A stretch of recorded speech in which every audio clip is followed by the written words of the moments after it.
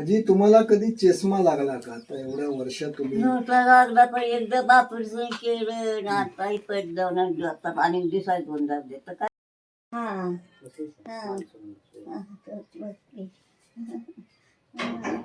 येत जावा बाबांना ना. नमस्कार, प्रबोधन दिशा न्यूज मध्ये आपल्या सर्वांचं स्वागत. मी दत्तात्रय सूर्यवंशी. आपण पाहताय की माझ्यासमोर आजी आहेत ज्यांचं वय 102 वर्ष. आता ऐकून तुम्हाला थोडासा धक्का बसेल कारण एवढ्या वयाच्या व्यक्ती आता कुठे तुम्हाला सापडत नाहीत, पण त्या माझ्या नात्याने अगदी फार म्हणजे आता ते नातंच वेगळे असं म्हणायला हरकत नाही. मी त्यांना आज इथे बघायला आलोय. अनेक वर्ष ते नेहमी आठवण काढायच्या, पण मला शक्य नव्हतं कारण मी मुंबईत असायचो. पण आज योगायोगाने त्यांना भेटण्याचा योग आला. आजी नमस्कार. बोलायला बरं, तुम्ही आता एवढे वर्ष तुमची तब्येत कशी आहे? काय अशीच की असंच करायचं, असं चालायचं, हे करायचं, काम करायचं. आताच महिन्या 5-6 महिन्यात काय चालत नाही. एवढं पडल्यापासून 3 गाव पडली तेवढी दव अशी एवढंच. बरं, आता तुमच्या 101 वयामध्ये तुम्ही किती पिढ्या बघितल्या? तुम्हाला काय वाटतंय? काळ बदलला, त्यावेळेचा काळ वेगळा होता, आताचा काळ वेगळा. काय वाटतं तुम्हाला? वाटते की आताचा काळ हा निराळच वाटते की. वाटते पहिलं निराळ होतं, पहिलं असं नव्हतं, आता असं आलं झालं एवढं वाटतं या. बाकीच काय नाही. पूर्वी नाती गोती असायची, सगळे एकत्र असायचे, पण आता कुठेतरी थोडस विभक्त झाल्यासारखं वाटतंय. तुम्हाला काय वाटतं की या नातवाने मला भेटायला यावं, या पाहुण्याने यावं वाटते की माझ्या आहे ती वाटते या. आणि जी येत नाही ते नाव सुद्धा मी काढत नाही. कळालं का? अजून 5-6 घर महाराकडे राहिले ते कौतुकाला टेकली. बाकी सारी आली. हिंदू मास्तर होतं का नाही, त्यानं मी नाही म्हणून केलं होतं कोर्टात. मग ते मी त्याच्या बायकोला म्हणलं मी नाही आज उभा आहे तुमच्या गाठी घ्यायला आले या. बरं, आता एवढ्या वर्षात तुम्ही बघताय की काळ बदलला, अनेक दुष्काळ आली, त्या संकटावर तुम्ही मात केला. बापू मामा होते की बापू मामाने त्या तळ्यावर ओळखलं म्या. आजोबा म्हणलं अरे बाय तू इकडे आलीस वे, तर म्हणलं वय. आणि म्हणलं बोरगावची माणसं आमच्या तळ्यात घेणार तुम्हाला बर का. बोरगावची चव्हाणाची माणसं मला घेणार ती. बर उद्यापासून ये म्हणलं बर का. तेव्हापासून मग ते तळ्यावर काम केलं बघ. बरं, आता मला सांगा, तुम्ही दुष्काळ ज्याला म्हणतो आता सुद्धा कुठेतरी दुष्काळासारखं वाटतंय. ते दुष्काळ जेव्हा पडले होते तेव्हा तुम्ही कशा पद्धतीने त्या परिस्थितीवर तुम्ही मात केली? केले सारे केलं करून जमले सारे. माझी म्हणले गणगोत बघितली, सारी आठवणी केल्या, सारे बघितले. आता पहिली बैलाने नांगरायचं, बैलाने पेरायचं, कुळवायचं, खुरटायचं, मोगायचं, सारे केलं या हाताने. सारे केले, अजून बी करत होती. आता या 5-6 महिन्यातच काय नाही. ती पडल्यापासून. बरं, तुम्ही काय काय खाता? आता वय तर तुमचं बघायला गेलं तर धक्कादायक असं तुमचं वय आहे. तुम्ही आता काय खाता? म्हणजे तुम्हाला काय पचतं? जसं वयाप्रमाणे खाण्याची सुद्धा बदल होतो. होय, हाई एवढी जात आपलं जेवढी खायचं ते बी दात मी काढलं दुखत होत ते बी काढण्यात खायला आता येत नाही. काय खावं ते खायचं. आता तुमची सेवा कोण करतं मग? खुर्डी सून नाचुनी की सेवा करते हिच्या पैसेच आहे. नातूनच की ही नातुंडाचं पोर ही हम्म. कळलं का मग आता तुमच्या घरात लग्न झालंय ते कोणाचं झालं, तुमचं आणि त्यांचं नातं काय? नातून ही परतुंड हा. ही परतुंड आहे परतुंड नातवाचं म्हणजे नातवाचा मुलगा म्हणजे परतून त्याचं लग्न पण तुम्ही बघितलं.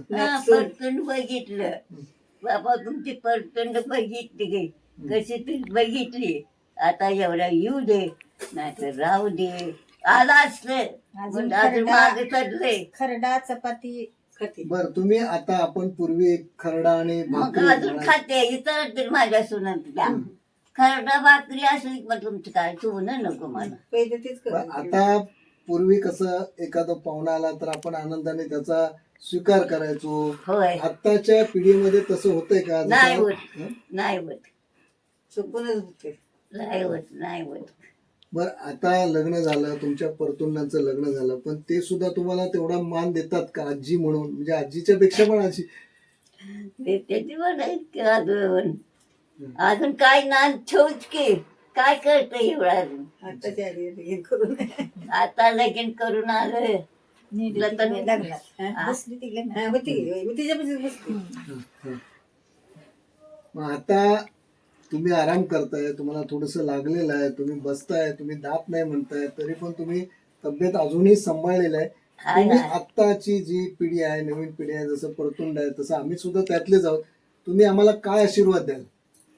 आशीर्वाद आहेच की आशीर्वाद देतेच की माझी आहे ती आमच्या गावात आहे ती तुमच्या गावात आहे ती आणि इनाती कोणी नाती आई गेली आज्या गेल्या साऱ्या गेल्या एकलंच बरबाडच अच्छा. मावश्या गेल्या. मावश्या गेल्या आणि एकदा काय झालं असे चालत गेले मला हं. मग ते सुब्रह मामाची मालकीन दारात होती हं. आणि माझ्या आली ग भाची म्हणली माझ्या हाती आली ग भाची म्हणून मग दारातनं मुठून त्या रस्त्याला भेटायला आलं ना मग हातात धरून नाही सापडतो असं पाहिजे नव्हतं का त्याचं? मळ्यात. मळ्यात हं. तर सुब्रह मामा बोनाय कोण बोलला नाही दादा ती कोणाला बोलत नाही. आता म्हणते बघ गोळा बघ गोळा तुला भाची आल्या म्हणून तिचं काय चोड जळवी त्याला गोळा येणार त्याला भाची पोरगी कवा नाही आलेली आणि पोरगी आले आपलं बाईनं आणि बोनाला सुद्धा भुभाड तोंडाव म्हणली याक नाही दोन नाही आम्ही असं तर लाई बोलू काय करायचं तुम्हाला मी हाय का नाही तुम्हाला गाठ घ्यासाठी वाटली वाट करून आल्या का नाही आणि मग मी लगेच माघारी आले ग 5 वाजता आणि तवांची काय पोयांची लग्न झाली नव्हती नातवांची फक्त तवा आलं बघ त्याच्या बाचं नाव ठेवाय आधार टेकावर अच्छा. हा. खात का तवा टेकावर बघ एखादं गाणं म्हणा ना तुम्ही. आता लग्नात कसं आपण त्या हळद जळतो वगैरे असं जे आहे ना ते जरा गाणं म्हणून दाखवा ना. आता हे मागे बघा चित्र सुद्धा काढलेलं आहे. आज हे कोणाला शक्य नाही, कोणाला आठवणार नाही, पण या वयात सुद्धा जेव्हा आता त्या थोडस त्यांच्या पायाला दुखापत झाले त्यामुळे उठता येत नाही, हे 2 चित्र काढले. असे असंख्य चित्र त्या बसून काढतात जे पूर्वी चित्र काढली जायची. हे बघा चित्र काढतायत आणि प्रत्येक कार्यक्रमामध्ये मग तो बारसा असू द्या, हळदीचा कार्यक्रम असू द्या, अशा कार्यक्रमाला गायलं जायचं.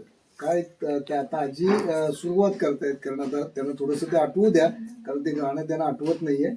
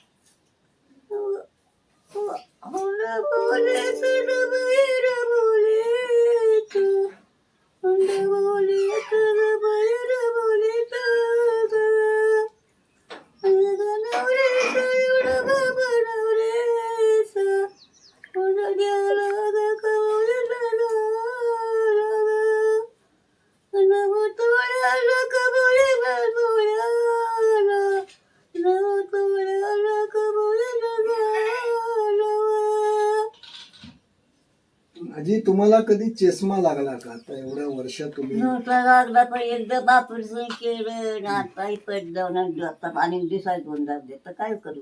तेच की मामीच्या माती वाढली बघा माती 101 वर्ष ज्याला आपण सेंचुरी म्हणतो ते आजीने सेंचुरी मारलेली आहे. दात जरी काढले असेल तरी आजही त्या भाकरी आणि ते ठेचा आपण म्हणतो म्हणजे खरडा ते खातायत आणि डोळ्याला सुद्धा आता वयोमानाप्रमाणे त्यांना डोळ्याचं पण तरी सुद्धा आज त्या बोलतात. आपण पाहिलं असेल की त्यांनी लग्नामध्ये जो आपला हळदीचा कार्यक्रम असतो त्यावेळेला ते गाणी म्हटली जातात ते सुद्धा त्यांनी म्हटलं. इथे चित्र सुद्धा आपण तुम्हाला दाखवलं ते चित्र सुद्धा ते आजही काढतायत. म्हणजे पूर्वीच्या काळातली माणसं खायचे कसे काम कसे करायचे त्याच्यामुळे त्यांनी तब्येत आजही त्या थोडंसं लागल्यामुळे त्यांना उठता येत नाही पण तरी सुद्धा त्यांच्या बोलण्यामध्ये आवाजामध्ये कुठेही कमी पडला कमी दिसलेल्या नाहीत अशा या आजी आहेत. खरोखर त्यांच्या आयुष्यामध्ये अजूनही त्यांनी त्यांचं आयुष्य त्यांनी उर्वरित चांगलं जगावं असं आपण सर्वांच्या वतीने या ठिकाणी त्यांना शुभेच्छा देऊया. कारण अशी माणसं आता भेटणं दुर्मिळ झालेली आहेत आणि हेच आपलं भाग्य आहे की अशा आजींची मला आज या ठिकाणी मुलाखत घ्यायची संधी मिळाली. यापेक्षा मी भाग्यवान दुसरा काही नाही. नमस्कार.